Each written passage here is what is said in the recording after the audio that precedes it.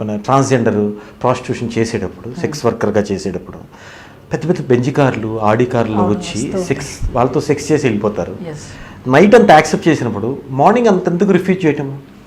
Morning refuse చేయడానికి కారణం ఏంటి అంటే జెండర్ మార్నింగే కనపడుతుంది, నైట్ కనపడుతుంది ఎవరికి. ఇప్పుడు పగలు రాత్రి తేడా ఉంటుంది.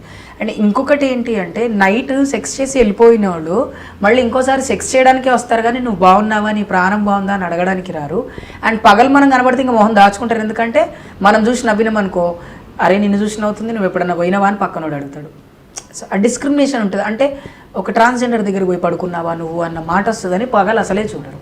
అండ్ ఇంకోటి సొసైటీలో నేను ఒకటే చెప్తాను, సెక్స్ వర్కర్గా యాక్సెప్ట్ చేస్తారు, అడుక్కోవడానికి వస్తే రూపాయి ఇస్తారు. అలాగే ఉద్యోగాలు ఏదైనా చిన్న చిన్న చేనేత కార్యక్రమాలు చేసుకున్నప్పుడు కూడా యాక్సెప్ట్ చేస్తే ఈ సెక్స్ వర్క్ ఎవరితో చేయాలి నేను మరి పోయి అనుకుంటారో ఏమో మగవాళ్ళు. వీళ్ళకి అన్ని ఉద్యోగాలు వచ్చేస్తే మేము ఎవరి దగ్గర పోవాలి అనుకునే వాళ్ళు కూడా ఉంటారు కదా.